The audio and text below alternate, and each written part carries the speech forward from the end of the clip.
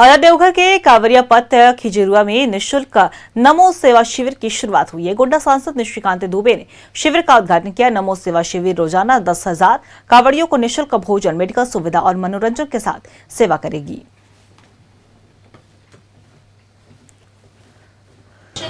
सेवा समर्पण भारतीय जनता पार्टी का एक नारा दिया और सरकार उसी हिसाब से काम करती है। हमारे लिए सौभाग्य है कि 12 ज्योतिर्लिंग में से एक ज्योतिर्लिंग और 51 शक्तिपीठ में से एक शक्तिपीठ देवघर में है। भारतीय जनता पार्टी के कारण, उनके कार्यकर्ताओं के कारण हम यहाँ के सांसद हैं और इस इलाके के लिए मोदी जी ने काफ़ी कुछ किया है। अब पूरे देश भर से लोग यहाँ आते हैं। बोलबम 105 किलोमीटर पैदल आते हैं, नंगे पांव आते हैं। तो इस एक महीने में कम से कम 1 करोड़ 1.5 करोड़ लोग आएंगे। उसमें से कुछ लोगों की कई एक ऐसे NGO हैं, कई एक ऐसी संस्थाएं हैं, कई एक सरकारें हैं जो अपने अपने हिसाब से कांवरियों के लिए कुछ न कुछ करते रहती है, उनका सेवा भाव करती है।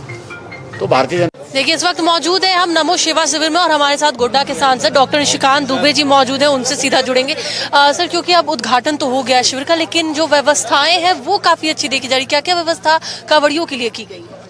कांवरियों के लिए 5 से 10,000 लोगों के रोज खाने की व्यवस्था है। 24x7 व्यवस्था है। 3 पाली में जो है खाना बनाने वाले और खाना परोसने वाले लोग हैं। डॉक्टर में एम्स के डॉक्टर की पूरी टीम है। प्रत्येक दिन चादर बदले जाएंगे और हमारे कार्यकर्ता खासकर 3 जिलों के देवघर, गोड्डा और दुमका के जो कार्यकर्ता हैं वो 24x7 यहीं रहेंगे। मोदी जी ने हम लोगों के लिए बहुत कुछ किया है।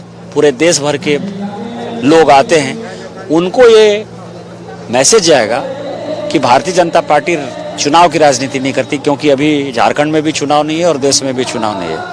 हम सेवा और समर्पण की राजनीति करते हैं और मोदी जी जिस दिशा में चलते हैं कार्यकर्ता उसी के पीछे। सर, आपने कहा है कि आप भी संसद खत्म होने के बाद यहाँ पर आकर सेवा देंगे और जिस तरीके से देखा जा रहा है कि ओपन शिविर टाइप में कि कोई भी आकर यहाँ पर जो कांवड़िए हैं उनकी सेवा कर सकते हैं, ऐसा? 13 अगस्त से संजोग अच्छा है। बहुत दिन के बाद ये मौका मिला है कि 13 अगस्त को पार्लियामेंट बंद हो जाएगा और ये मेला 30 अगस्त तक चलेगा। तो 13 से लेकर 30 तक मैं यहीं हूँ।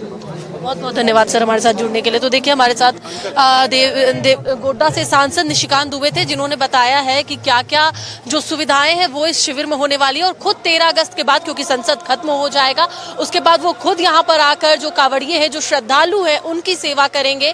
तो 1 महीना का समय है और पूरा अगस्त या जो सावन का महीना है वो चलने वाला है और हजारों की संख्या में, करोड़ों की संख्या में जो श्रद्धालु है वो यहाँ पर पहुंचते हैं, जिनके लिए काफी बेहतरीन व्यवस्था की गई है नमो सेवा शिविर में। फिलहाल के लिए मुझे दीजिए इजाजत। कैमरा पर्सन संजय पासवान के साथ तान्या चौहान।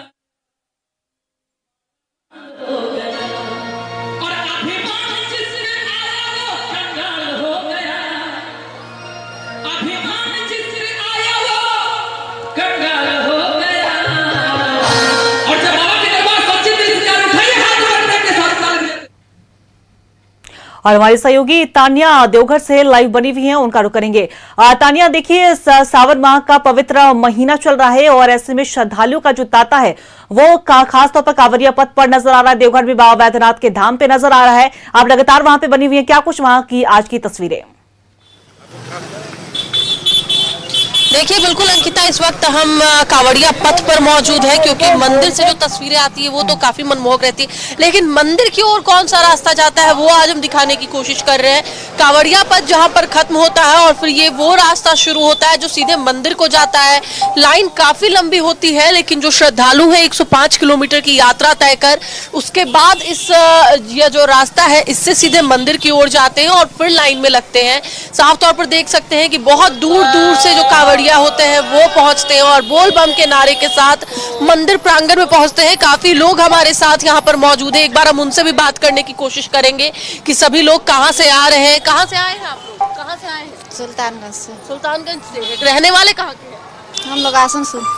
तो देखिए, आसनसोल से आए हैं, बंगाल से आए हैं और काफी लोग और हैं, उनसे भी एक बार जानने के। कहाँ से आ रहे हैं? MP सतना नागौद से। कैसी रही यात्रा? यात्रा ठीक है, लेकिन जो व्यवस्था अब मंदिर में हम लोगों को व्यवस्था मिलती है कि नहीं, इतनी रास्ते में ठीक व्यवस्था थी? वास्तव में ठीक थी।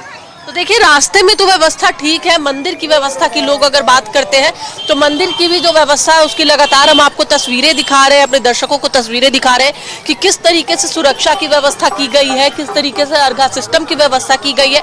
अगर व्यवस्थाओं की अगर दोबारा से हम बात कर ले तो रास्ता हो या फिर मंदिर हो, मंदिर प्रांगण हो, हर एक जगह पर जो व्यवस्था है वो काफी अच्छी की गई है। मेरे पीछे जो ये कावड़िया पथ है वहां की अगर व्यवस्था की बात कर ले तो वहां पर तो मिट्टी बिछी हुई है, लेकिन ये जो पूरा रास्ता है यहाँ पर भी मैट बिछाया गया है ताकि किसी भी कावड़िए को दिक्कत ना हो।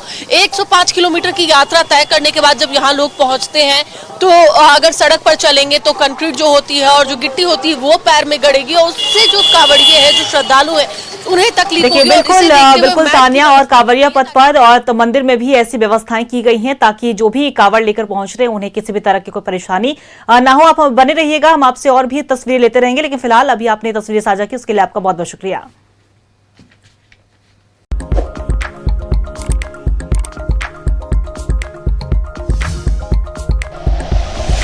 Like and share videos, subscribe करें हमारा चैनल और प्रेस करें बेल आइकॉन। न्यूज़ 11 भारत, सच है तो दिखेगा।